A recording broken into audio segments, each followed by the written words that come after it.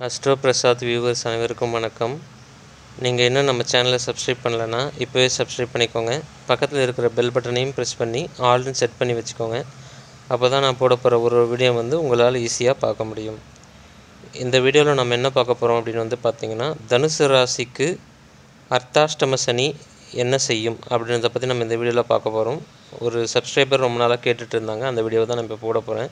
அது நாலு சனி இன்னும் இப்போ வரல, நெக்ஸ்ட் இயர் ஏப்ரலில் தான் வருது. ஸோ அதனால தான் நான் போடாமல் இருந்தேன். மற்ற யூடியூபர்ஸ் போடுறதுனால இதை இவங்க கேட்குறாங்க, ஒரு சப்ஸ்கிரைபர் கேட்டுகிட்டே இருந்தாங்க. சரி, அதை பற்றி ஒரு ஷார்ட் அவுட்டு சிம்பிளாக சொல்லிடலாம் அப்படின்றத பற்றி தான் இந்த வீடியோவில் நான் மேட் பண்ணியிருக்கேன். ஸோ 4 சனி, 3 சனி, அதுக்கு அடுத்தப்பட்டு 4 சனி. இப்போ 3ஆம் இடத்துல சனி இருக்கிறார். நெக்ஸ்ட் இயர் ஏப்ரலில் 4ஆம் இடத்துல சனியாக மாறுவார். 3 சனியாக ஒன்றும் பண்ணல, இதில் 4 சனி மறுபடியும் அடிக்க போகுதா அப்படின்னு நீங்கள் கேட்குறது எனக்கு புரியுது. ஸோ மெயினாக சொல்லணும் அப்படின்னா, 4 சனியும் பார்த்திங்கன்னா உங்களை அடிக்காதுங்க. முதல்ல தனுசு ராசியை பொறுத்த வரைக்கும் 4ஆம் இடமும் குருவோட வீடு அப்படின்றது நல்லா புரிஞ்சுக்கணும். ஓகேங்களா? 2ஆம் இடம் 3ஆம் இடம் ரெண்டுமே சனியோட வீடுன்றதும், 4ஆம் இடம் அப்படின்றது குருவோட, உங்களுடைய ராசி அதிபதியோட வீடு. அதாவது உங்கள் வீடு தான். குருவோட வீடுன்றது உங்கள் வீடுன்றது ஒன்று தான். ராசி உங்களை தான் குறிக்கும். ஸோ 4ஆம் இடம் குருவோட வீடு. அது ஒரு நீர் ராசி. அது சனி அங்கே இருக்குது அப்படின்றத புரிஞ்சுக்கணும். ஸோ இப்போ என்ன ஆகும் அப்படின்னா, மெயினாக உங்களை ஓட விடுவார். எதில் ஓட விடுவார் அப்படின்னு பார்த்திங்கன்னா, உங்களுக்கு வேலைகளை கொடுத்து விட்டு ஓட விடுவார் அப்படின்னு அர்த்தம்.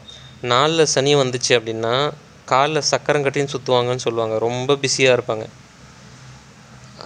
அதாவது எப்படி அப்படின்னா, பணம் கொடுத்துருவாங்க, பணத்துக்கு பணமும் வந்துடும். ஆனால் ரொம்ப பிஸியாக இருக்கிற மாதிரியே இருக்கும். வேலை அதிகமாக இருக்கும். இப்போ நீங்கள் வேலை செய்தாலும் அப்படி தான் இருக்கும். நல்ல ப்ரமோஷன் கொடுத்துருவாங்க. உங்கள் வேலையை நிறைய கொடுத்துருவாங்க.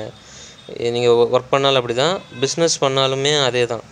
இப்போ நீங்கள் ஒரு தொழில் செய்கிறீங்க அப்படின்னா உங்களுக்கு ஆர்டர் வந்துக்கிட்டே இருக்கும், கிளைண்ட்ஸ் வந்துக்கிட்டே இருப்பாங்க, வேலை செஞ்சுக்கிட்டே இருக்கணும், பணத்தை எடுத்து போட்டுக்கிட்டே இருக்கணும். ஸோ இந்த மாதிரி தான் மேக்ஸிமம் பிஸியாக போகுமே தவிர்த்து வேறு ஒன்றும் நெகட்டிவாக இருக்காது. நெகட்டிவ் அப்படின்னு சொல்லணும் அப்படின்னா, மெயினாக தாயாரோட உடல்நிலையில் அக்கறை செலுத்தணும்.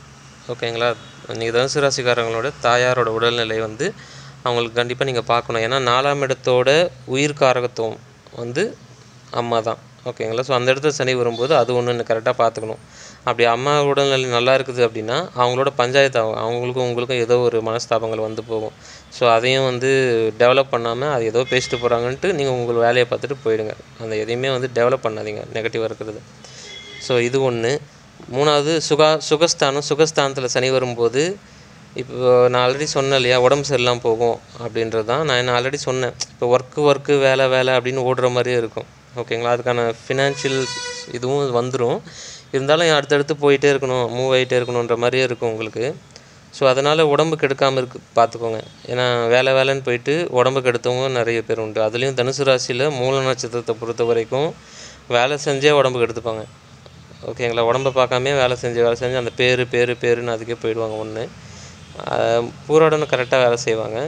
உத்திராடத்தை பொறுத்த வரைக்கும் வேலை செய்கிறாங்களோ இல்லையோ உடம்பு கெடுக்க தான் முதல் வேலை. ஏன்னா அவ்வளோ தெம்பு இருக்கும் உடம்புல. தெம்பு இருக்கிற வரைக்கும் உடம்பு அடிச்சுட்டு அப்புறம் குய்யோன்னு போய் உக்காந்துக்கிறது.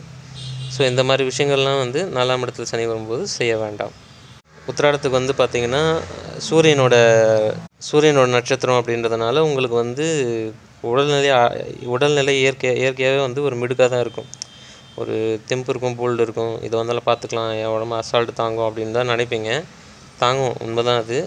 அதுக்குன்னு அடி நினச்சா ஒரு லிமிட்டுக்கு மேலே அது அதோட உடல் அதோட இயலாமையை வெளிப்படுத்த ஆரம்பிச்சிடும். ஸோ அதனால் எக்காரணம் கொண்டும் உடம்பை கரெக்டாக பார்த்துக்கோங்க. வேலை இருந்தாலும் சரி, இல்லைன்னாலும் சரி, உடல்நிலையை கரெக்டாக பார்த்துக்கோங்க. ஆல்ரெடி நான் சொன்ன மாதிரி 9 மணிக்கு படுத்துருங்க. தூக்கம் வருதோ இல்லையோ, ஃபோனை எல்லாத்தையும் தூக்கி போட்டு, அதாவது உலகமே என் தலையில் தான் இருக்குது, என் வாழ்க்கையை ஃபுல்லாக என் தலையில் தான் இருக்குது, எல்லாமே என் தலையில் தான் இருக்குதுன்னா தூக்கம் வராது. ஓகேங்களா? எதுவுமே என்கிட்ட இல்லை, எல்லாம் தான் இறைவன் நடத்துகிறாரு, எதுவும் எனக்கு வேணாம். நல்லது நடக்கணுமா வேணாம், கெட்டது நடக்கணுமா வேணாம், எதுவுமே வேணாம். இறையருள் வேணுமா வேண்டாம், எதுவுமே வேண்டாம், சும்மா இருக்கு. அப்படி படுத்திங்கன்னா தான் நல்ல தூக்கம் வரும். இது 2. அடுத்தபடியாக வந்து பார்த்திங்கன்னா, இப்போ ஜனனகால ஜாதகத்தில் கொஞ்சம் தசா ரீதியாக வந்து சாதகமாக இருக்குது அப்படின்ற பட்சத்தில் 4 சனி நிறைய பேர் வந்து ப்ராப்பர்ட்டி வாங்க வைக்கும், சொத்து சேர்க்க வைக்கும். ஓகேங்களா? அதாவது இப்போ 4ஆம் இடத்துல அர்த்தாஷ்டம சனின்னு சொல்லக்கூடிய 4ஆம் இடத்துல சனி வரும்போது 4ஆம் இடம் வந்து சொத்து சேரக்கூடிய ஒரு அமைப்பு. அதாவது முன்னோர்கள் சொத்து முன்னோர்கள் சொத்து பிரித்து உங்களுக்கு வர்றதுக்கு வாய்ப்புகள் அதிகம். அப்படி இல்லை அப்படின்ற பட்சத்தில் நீங்கள் தனிப்பட்ட முறையில் ஒரு ப்ராப்பர்ட்டி லேண்டை வாங்குறதுக்கோ, இல்லை இடம் வாங்கி வீடு கட்டுறதுக்கோ, இல்லை அப்பார்ட்மெண்ட்டை வாங்குறதுக்கோ ஏதோ ஒரு வகையில் அது வழி செய்யும். இது ஒரு நல்ல விஷயம். இதில் வந்து ஜனனகால ஜாதகத்தில் ராகு தசை சனி புக்தி வந்தாலோ, இல்லை வேறு ஏதாவது கொஞ்சம் மோசமான புக்தி, சனி தசையில் ராகு புக்தி வந்தாலோ, குரு தசையில் சனி புக்தி வந்தாலோ, ஸோ இந்த மாதிரி கொஞ்சம் செவ்வாய் தசையில் சனி புக்தி வந்தாலோ, ஸோ இந்த மாதிரி மோசமான தசா புக்தி வர்றவங்க மட்டும் கொஞ்சம் ஜாக்கிரதையாக இருங்க. ஏன்னா இப்போ ப்ராப்பர்ட்டி வாங்குறீங்க, ஒரு இடம் வாங்குறீங்கன்னா கூட ஒன்றுத்துக்கு இல்லாத இடத்த தலையில் கட்டிட்டு போகிறதுக்கும் நிறைய வாய்ப்புகள் உண்டு. ஆனால் எல்லாருக்கும் கிடையாது, அவங்கவுங்க தசா புக்தியை பொறுத்து அமையும் அது. அடுத்து அர்த்தாஷ்டம சனினால் வேறு என்ன நிகழும் அப்படின்னு வந்து சொல்லலான்னு வந்து பார்த்திங்கன்னா, தனுசு ராசிக்காரர்கள் வந்து யாரெல்லாம் வந்து ஏரி பக்கத்தில், அதுக்கப்புறம் வந்து கடல் பக்கத்தில், குளத்து பக்கத்தில் இந்த மாதிரிலாம் வீடு வச்சுருக்கீங்களோ அவங்கெல்லாம் ஜாக்கிரதையாக இருக்கணும். ஏன்னா ஆல்ரெடி நான் சொன்ன மாதிரி அது மீனம் வந்து ஒரு நீர் ராசி. ஓகேங்களா? 4ஆம் இடத்துல சனி வந்து 4ஆம் இடம், தனுசு ராசிக்கு 4ஆம் இடமாக வருவது மீனம். அந்த மீனம் வந்து பார்த்திங்கன்னா ஒரு நீர் ராசின்னு சொல்லுவோம். எப்பயுமே நீர் ராசியில் சனி வரும்போது தான் நீரினால் கண்டம் ஏற்படும். ஓகேங்களா? இப்போது உங்களுக்கு புரிகிற மாதிரி சொல்லணும் அப்படின்னா, இப்போது கடகத்தில் சனி வரும்போது வந்தப்போ சுனாமி வந்துச்சு. உங்களுக்கு எல்லாருக்கும் தெரியும். 2004 அந்த டைமில் 2004 இல்லை, ஓகேங்களா? அந்த டைமில் வந்து பார்த்திங்கன்னா கடகத்தில் தான் சனி இருக்கும் சுனாமி வரும்போது. நான் சொல்கிறது சென்னையில். ஓகேங்களா? சென்னையிலேருந்து இந்த தமிழ்நாடு எண்டு வரைக்கும், கன்னியாகுமரி திருச்செந்தூர் வரைக்கும் சுனாமி வந்த டைம் வந்து பார்த்திங்கன்னா கடகத்தில் சனி இருக்கும்போது தான் வந்தது.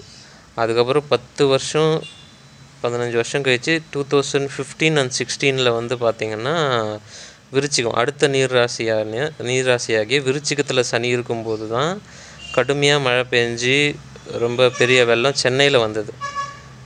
அந்தந்த ஊர்லேயும் வந்துச்சு, சென்னையிலையும் வந்துச்சு. ஓகேங்களா? அது வர்தா புயல் அந்த டைமில் வந்தது.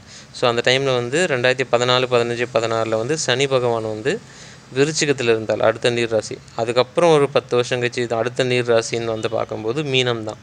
இப்போ மீனத்தில் நெக்ஸ்ட் இயர் ஏப்ரலில் சனி பகவான் அர்த்தாஷ்டம சனியாக வருகிறார். அடுத்த 2.5 வருஷம் அவர் அங்கே தான் இருப்பார். ஸோ அப்படி இருக்கும்போது அந்த டைமில் நீர் சம்மந்தப்பட்ட விஷயத்தில் ஒன்றும் சுனாமி தான் வரும்னு நான் சொல்லலை, எப்படி வேணாலும் இருக்கலாம். மழை நீர் தண்ணியில் கண்டம்னு சொல்லுவாங்க இல்லையா, அந்த மாதிரி தான். ஸோ அதுக்கு பக்கத்தில் அது ரிலேட்டடாக இருக்கக்கூடிய நீங்கள் இருக்கிறீங்க அப்படின்னா நீங்களாம் வந்து கொஞ்சம் ஜாக்கிரதையாக இருக்கிறது ரொம்ப நல்லது. அது யாருக்கு வேணாலும் வரலாம், இருந்தாலும் சொல்கிற தண்ணினாலும் பிரச்சனைகள் வரும், ரொம்ப ஜாக்கிரதையாக இருங்க. அவங்கவுங்களுக்கு ஏற்ற மாதிரி யோசிச்சுக்கோங்க. மற்றபடி அர்த்தாஷ்டம சனினால் தொல்லைகள் எதுவும் இல்லை.